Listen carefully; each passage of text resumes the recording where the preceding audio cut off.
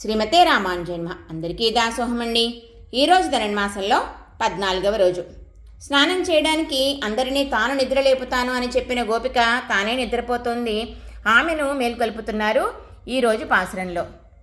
నీ ఇంటి పెరటి తోట, ఆ తోటలో బావిలో కలువలు ముడుచుకున్నాయి, తామరలు వికసించినవి. అంటే సూర్యోదయం ఆసన్నం అవుతోంది. పారతంత్ర్యం అనే జ్ఞానం వికసిస్తోంది, స్వాతంత్ర్యం అనే అజ్ఞానం తొలగిపోతోంది. మరి గీతలో పరమాత్మ యద్యదాచరితి శ్రేష్ఠ తత్తద్దేవేతరో జనః అన్నాడు కదండి. శ్రేష్ఠులు దేనినైతే ఆచరిస్తారో మిగిలిన వారు కూడా వారిని అనుసరిస్తారు అని. మరి మమ్మల్ని నిద్రలేపుతాను అని చెప్పి నీవే నిద్రపోతున్నావా? నీ నడవడిక మాకు ఆదర్శంగా ఉండాలి కదా. మమ్మల్ని లేపుతానని మాట ఇచ్చి మరిచావా? మాట వేరుగా చేత వేరుగా ఉండడం నీకు కృష్ణ సహవాసం వల్ల లభించిందా?